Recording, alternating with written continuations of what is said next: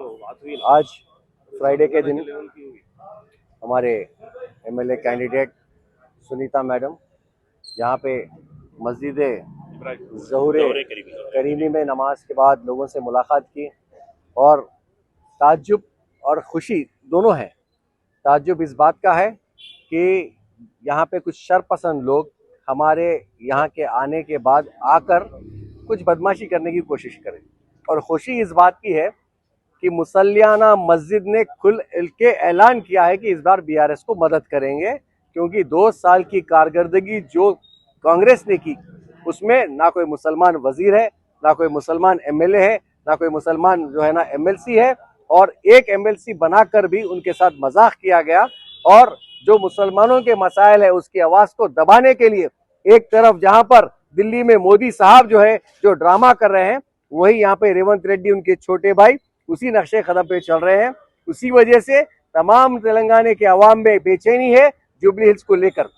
और आज jubilee hills का इलेक्शन आप देखेंगे केसीआर साहब को, केटी रामाराव साहब को और हमारे सुनीता मैडम को मजबूती के साथ आगे बढ़ाएगा। और हमारे जो मसाइल है हम असेंबली में उसको किस तरीके से पेश करना चाहिए वो एक मौका सुनीता मैडम को दिया जाएगा, क्योंकि ये सीट माकंदी गोपीनाथ साहब की सीट थी। अनफॉर्चुनेटली वो हमारे बीच में नहीं है, उसकी वजह से आज ये बाई इलेक्शन हो रहा है। मेरी इस मीडिया के जरिए तमाम लोगों से गुजारिश है, और खासकर जुबली हिल्स के देखिए कहां पर एक क्लीन किरदार के हमारे सुनीता मैडम है और कहां पर आपके ऑपोजिशन के एमएलए के किरदार को भी देखिए। और आज की एक छोटी सी ये वाकये से इस बात का अंदाजा हो जाता है कि अभी इलेक्शन होने से पहले इतनी बदमाशी है तो इलेक्शन होने के बाद कितनी गुंडागर्दी होगी, लोगों में कितनी परेशानियां आएंगी। मैं इस मीडिया के जरिए एक ही मैसेज देना चाहता हूं, इस तेलंगाना को हरा भरा रखना है तो दोबारा केसीआर साहब को हमारा चीफ मिनिस्टर बनना चाहिए। आप सबकी मदद होना चाहिए। ये जुबली हिल्स एक शुरुआत है, कल जनरल इलेक्शन में भी हर जगह गुलाबी परचम लहराएगा। जय तेलंगाना, जय हिंद। देखा जा रहा है कि साहब आपका ज्वाइनिंग का सिलसिला जारी है, इस पे क्या कहना है?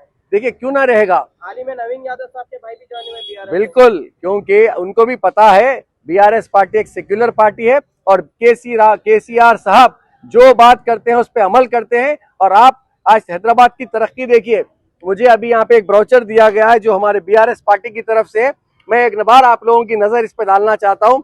खासकर जहाँ हर तरफ डेवलपमेंट है वहाँ माइनॉरिटीज के लिए केसीआर साहब ने सबसे बड़ा काम तालीम का किया।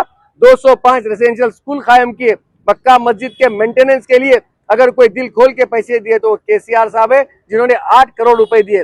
उसी के साथ साथ आप देखिए अनिसुल गुरबा जो गरीब बच्चों के यतीम यसीरों के लिए है, उसके लिए 40 करोड़ रुपए दिया गया और 4000 गज नामपल्ली में जमीन दी गई। ये अनिसुल गुरबा बनाने में केसीआर साहब का बहुत बड़ा रोल है। उसी के साथ साथ आप देखते हैं हमारा ऑडिटोरियम जो है ना जामे निजामिया का है, उसको 15 करोड़ की लागत से उसको रेनोवेट किया गया और उसकी तामीर अमल में लाई गई। यही नहीं, हमारे ओवरसीज स्कॉलरशिप के लिए 20 लाख रुपए बच्चों को नॉन रिफंडेबल दिया जाता है। ये कारनामा केसीआर साहब का है। आज अफसोस इस बात का है तेलंगाना में 2 साल के कांग्रेस के दौरे इख्तियार में ना ये ओवरसीज स्कॉलरशिप दी जा रही है, ना बच्चों को केसीआर किट जो छोटे बच्चे पैदा है हॉस्पिटल में उनको दिया जाता था वो हटा था।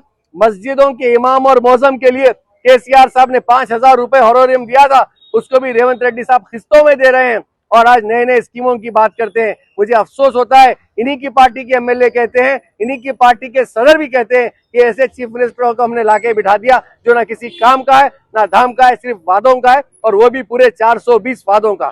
शुक्रिया, खुदा हाफिज।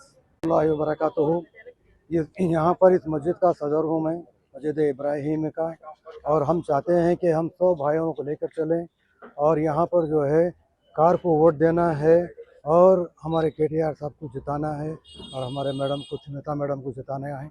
और हम सबकी ख्वाहिश है कि केटीआर यानी कि केसीआर साहब यहाँ पर आए और यहाँ पर इनकी हुकूमत बने आइंदा 2 साल के अंदर। अभी तो जो है मैडम को हम वोट दे रहे हैं, इंशाल्लाह ये वोट काम आएगा और मैडम जीतेंगी।